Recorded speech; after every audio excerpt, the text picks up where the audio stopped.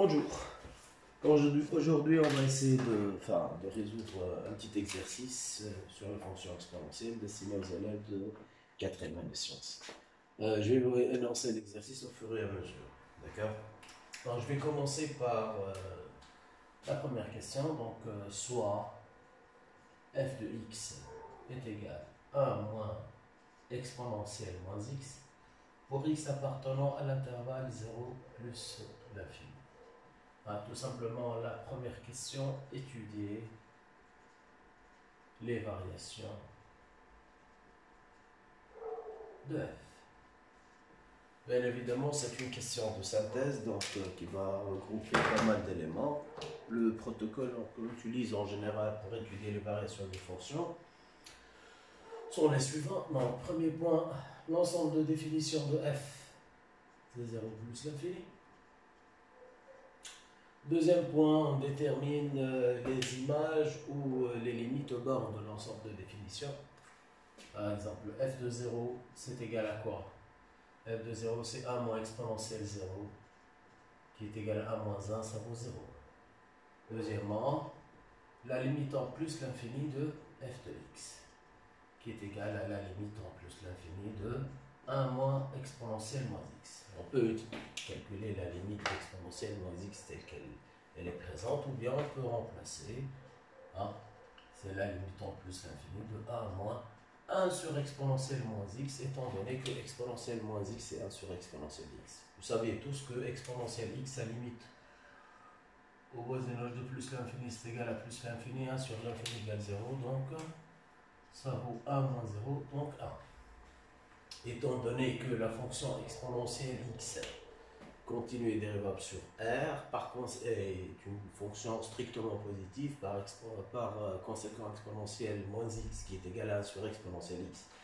Elle aussi, elle est continue et dérivable sur R, et donc f aussi, elle est continue et dérivable sur tout R, par conséquent sur l'ensemble de définition 0 plus l'infini.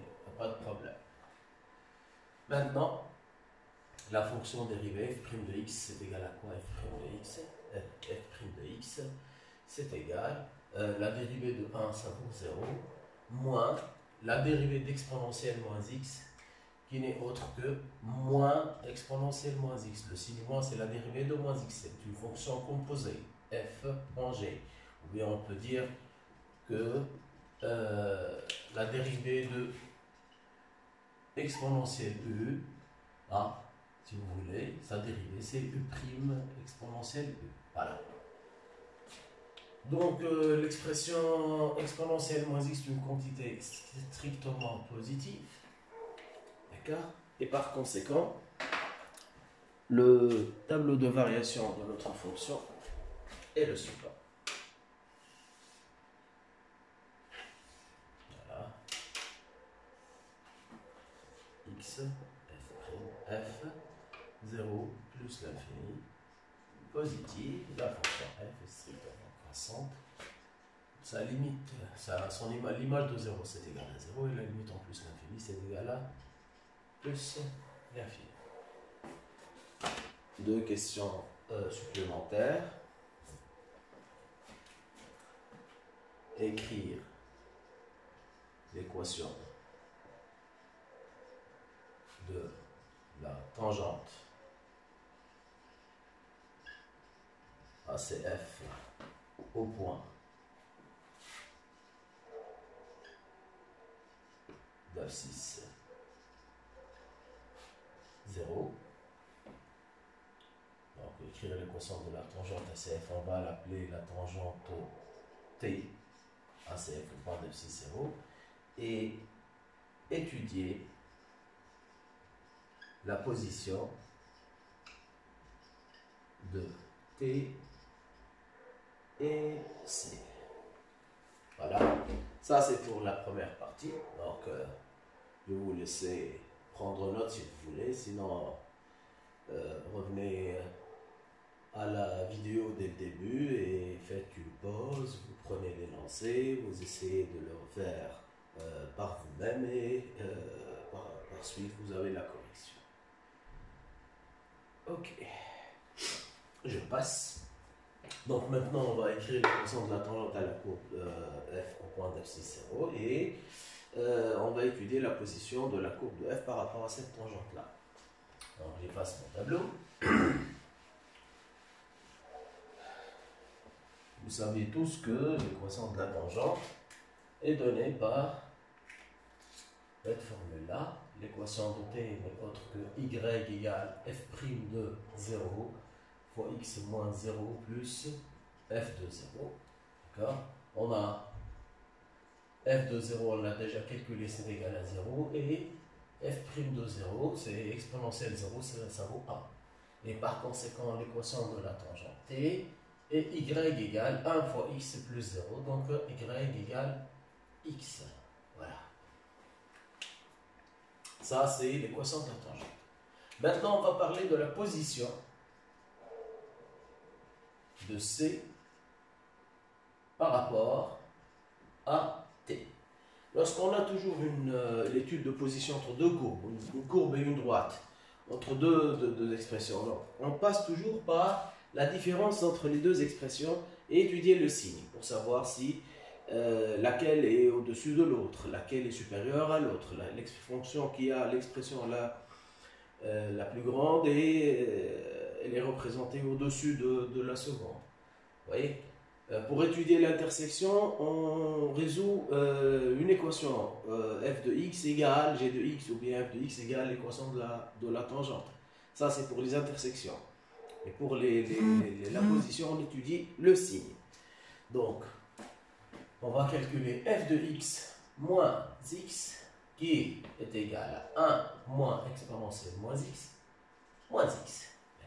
Lorsqu'on se pose devant un tel problème, à étudier le signe d'une expression, d'accord, là où il y a l'expression de exponentielle x et d'un polynôme, par exemple.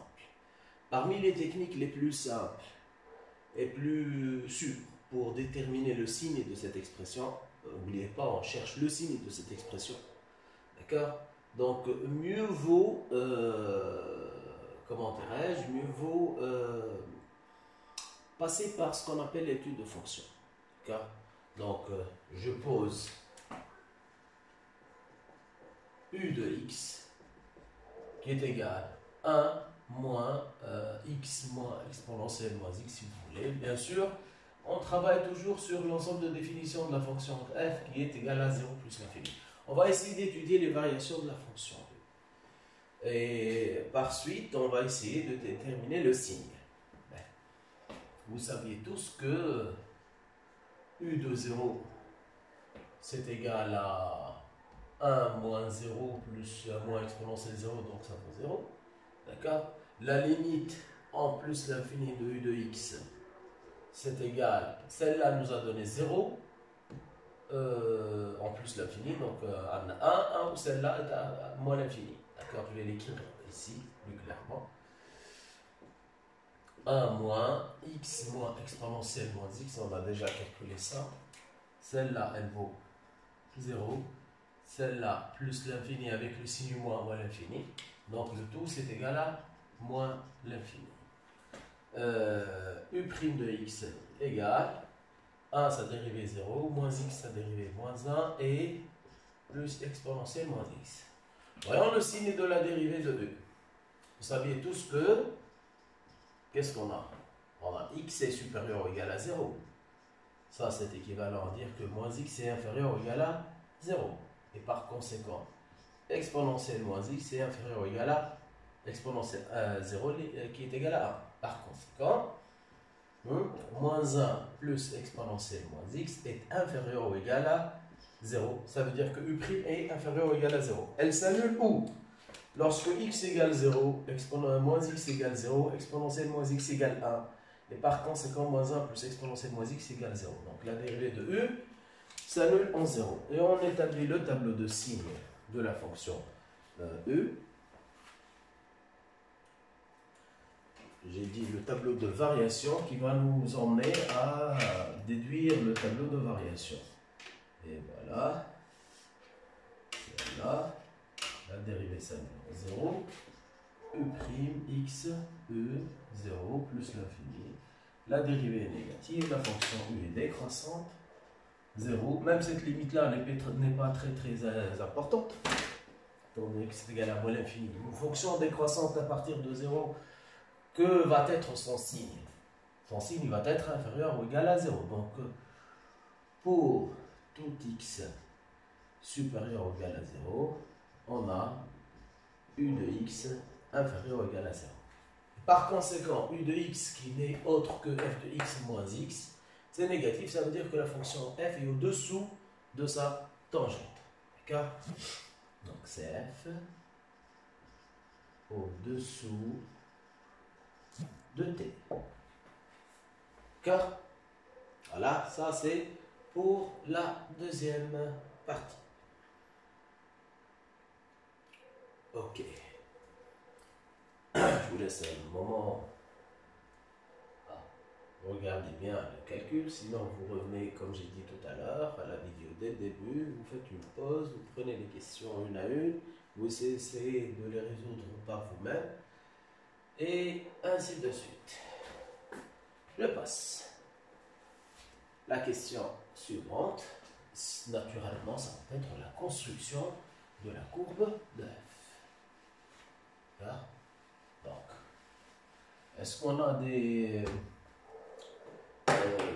bornes à étudier, des branches à étudier? Non, je pense pas, parce que vous voyez bien, je vais refaire le tableau de variation de la fonction f.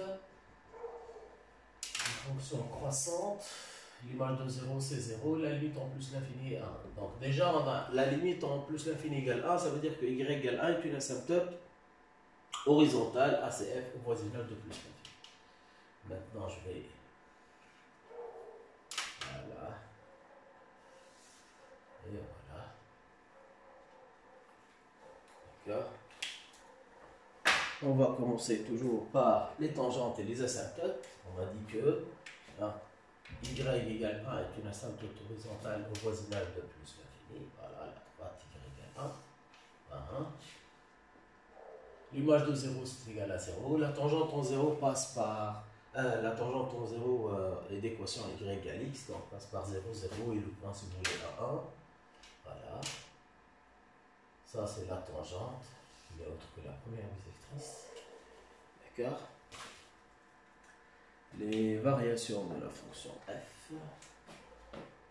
C'est une fonction strictement croissante, une tangente. Donc la tangente accompagne, vous voyez, accompagne un petit peu la courbe.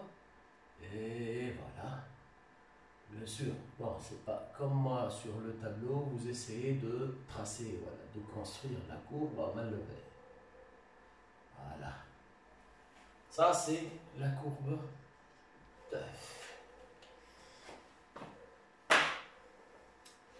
Question suivante. Donc, ça, c'était la construction. Construire T et C. Question suivante, troisièmement. Montrer que f réalise une bijection de 0 plus l'infini sur un intervalle J. Intervalle J que l'on précisera. Voilà. Et on va ajouter la quatrième question. Construire C de f moins 1. D'accord. Troisième question. Montrer que f réalise une bijection de 0 plus l'infini sur un intervalle J que l'on précisera. Comment est-ce qu'une fonction réalise une bijection? Pour qu'une fonction soit bijective, il faut qu'elle soit monotone. C'est le cas. D'accord? Et puis, comme f est continu sur 0 plus l'infini, l'image de l'intervalle 0 plus l'infini, c'est l'intervalle 0,1. Donc, l'intervalle J qu'on cherche, c'est l'intervalle 0,1. Donc, on répond à ça par un simple une simple phrase, qu'est-ce qu'on doit dire exactement? F est continu, ça c'est pour l'image de l'intervalle, et surtout strictement croissante, ça justifie l'existence de la réciproque, strictement croissante sur 0 plus l'infini. Par conséquent, F réalise une bijection de 0 plus l'infini sur l'intervalle 0,1. L'image d'un fermé est un fermé, l'image d'un ouvert est un ouvert, par une fonction continue Manhattan, donc sur 0,1. Bien évidemment, on peut construire la réciproque de cette fonction-là, donc n'est autre que la symétrique de la courbe de f par rapport à la première bisectrice. Heureusement pour nous, la droite y égale x, elle aussi, c'est une tangente à la courbe. Donc, c'est une tangente à la courbe de CF, donc ça va être par conséquent tangente à la courbe CF moins 1. Donc, on va inverser le rôle de x et de y. D'accord? Donc,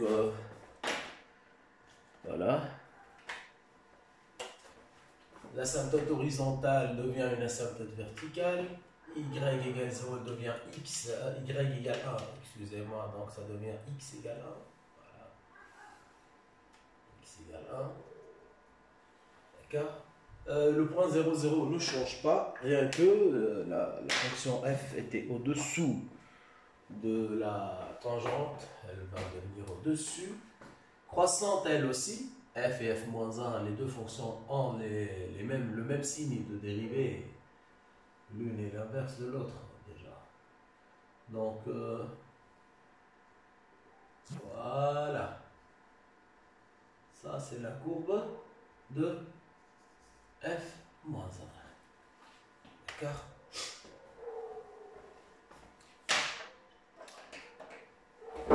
Maintenant, on va ajouter deux petites questions sur le calcul d'intégrale. Donc, donc, je vais prendre S, le solide de révolution.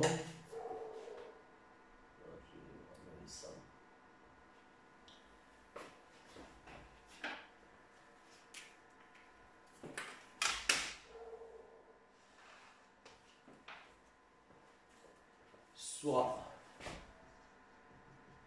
S, le solide de révolution de l'arc de CF, de l'arc de CF sur l'intervalle 0,1 autour de l'axe des x. La question, calculer le volume de S. Donc, je vais construire, je vais prendre la restriction de S sur cet intervalle-là. Là. On a dit 0,1. La première bisectrice.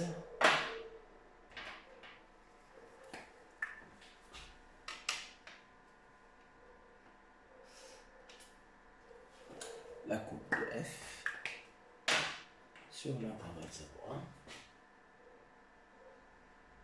Voilà. Ça, c'est ici de F dans l'intervalle 0,1. Donc, le solide dont on parle est un solide de révolution obtenu par la révolution de la courbe autour de l'axe des x. Donc, on va essayer de faire une petite figure approximative, bien sûr, dans l'espace. On ne demande jamais de faire ça. Alors, ça, c'est Z. Pratiquement, on va voir quelque chose qui ressemble à ça.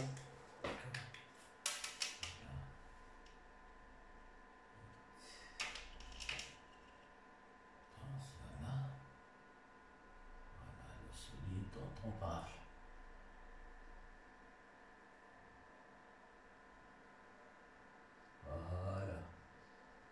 Ça, c'est le solide S. On veut calculer le volume de ce solide-là. Donc, V, c'est égal, vous connaissez tous la formule, V, c'est égal à pi fois l'intégrale de 0 à 1 de f au carré de x dx, qui est égal à pi fois l'intégrale de 0 à 1 f au carré de x f, donc c'est 1 moins exponentielle moins x, le tout au carré dx, qui est égal à pi fois l'intégrale de 0 à 1 de 1 moins 2 exponentielle moins x plus exponentielle moins 2x dx, qui est égal à pi facteur 2. Maintenant, pour calculer cette intégrale-là, il suffit de calculer la primitive de cette expression. D'accord? Donc, 1, sa primitive x, moins 2 fois exponentielle moins x. On a vu tout à l'heure que la dérivée d'exponentielle moins x, c'est moins exponentielle moins x. Par conséquent, la primitive d'exponentielle moins x, elle aussi, c'est moins exponentielle moins x. Et ça explique que ça devient plus exponentielle moins x, plus exponentielle moins 2x, et exponentielle à x, sa primitive, c'est 1 sur a, donc moins 1 demi, exponentielle moins 2x, prise entre les valeurs 0 et 1. D'accord? Donc ça nous fait pi, facteur 2. Je remplace par 1, donc ça fait 1, moins e, moins 2, exponentielle moins 1, moins 1 demi, exponentielle moins 2, moins pi facteur 2, ça c'est égal à 0. Exponentielle 0, ça fait 2. Exponentielle 0 qui aussi, ça fait 1 ici, 1 ici, 2 moins 1 demi, donc 2 moins 1 demi. Et vous achevez le calcul, n'oubliez pas de mentionner à la fin l'unité, c'est unité de volume à la fin. D'accord? Donc, ça c'était pour le calcul de volume. Je vous laisse regarder un petit peu la figure et observez bien les questions. D'accord? Je vous laisse le temps de prendre note si vous voulez.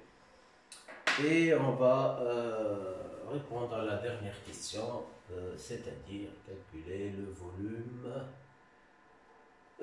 plutôt, excusez-moi, calculer l'air qu'il va définir tout à l'heure.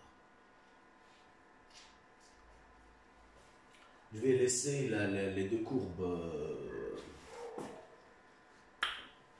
je ne vais pas les effacer, on va travailler sur celle-là. Okay. Donc, calculer, la question c'est calculer l'air de la partie du plan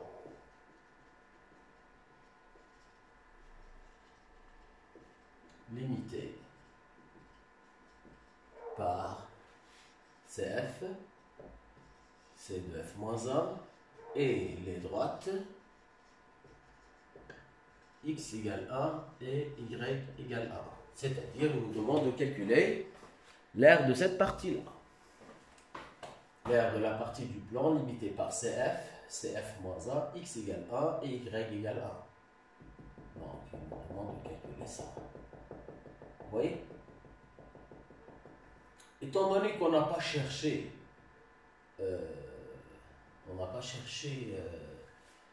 l'expression de f moins 1, a priori, on devrait la calculer, mais c'est pas indispensable. On peut trouver un autre moyen. On a des éléments de symétrie dans cette figure. N'oubliez pas que CF et CF-1 sont symétriques par rapport à la droite y égale x. Donc la partie qu'il veut chercher n'est autre que le double de celle-là. Et comme vous voyez, cette partie-là, c'est la partie du plan limitée par la droite y égale x, la courbe de f, x égale 0 et x égale 1. D'accord? Donc, en multipliant cette aire-là par 2, on obtient ce qu'il veut. Donc, A, c'est égal 2 fois l'intégrale de 0 à 1 de la droite x moins f de x dx. C'est plus simple. D'accord? Donc, ça fait 2 fois l'intégrale de 0 à 1 x moins f de x, puisque x est au-dessus de la courbe. On ne peut pas faire l'inverse, l'opposé, sinon on va avoir une R qui est négative sur ce qui est absurde. D'accord?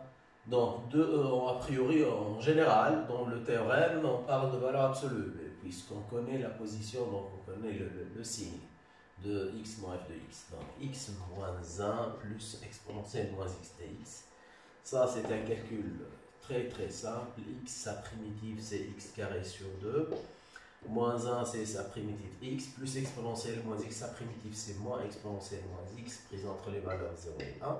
Donc ça nous fait 2, facteur 2. En remplaçant par 1, ça fait 1 demi moins 1, qui est égal à 1 demi moins exponentielle moins 1. Moins l'image de 0, celle-là, ça nous donne 0. Celle-là, ça nous donne 0. Celle-là, ça nous donne 1. Moins 1, ça vaut plus 1. Donc ça nous fait 3 demi fois 2, 3 moins 2, exponentielle moins 1, ou bien 3 moins 2 sur E, unité d'air. Et voilà l'exercice. Merci pour votre attention. On se verra très très prochainement. Je vais essayer de faire un max de vidéos là où on a des exercices à résoudre. D'accord? Si vous avez des suggestions, si vous avez des remarques, si la présentation ne vous n'est pas très bien appréciée, vous voyez quelque chose qui ne va pas, vous posez vos questions. Je suis toujours joignable. D'accord? Je vais essayer de différentes méthodes. L'autre fois, c'était sur le Messenger. Je vais essayer sur pas mal de... Malheureusement, on n'a pas de plateforme sur laquelle on peut travailler. Mais on va essayer de trouver le moyen le plus simple, le plus... là où qu'il vous faut, qu'il nous faut, primo, en matière de... comment dirais-je, en termes de pédagogie. Et le plus simple à utiliser. D'accord? Allez, bonsoir, bonne soirée, bon travail. Inch'Allah, la business. D'accord? À la prochaine fois.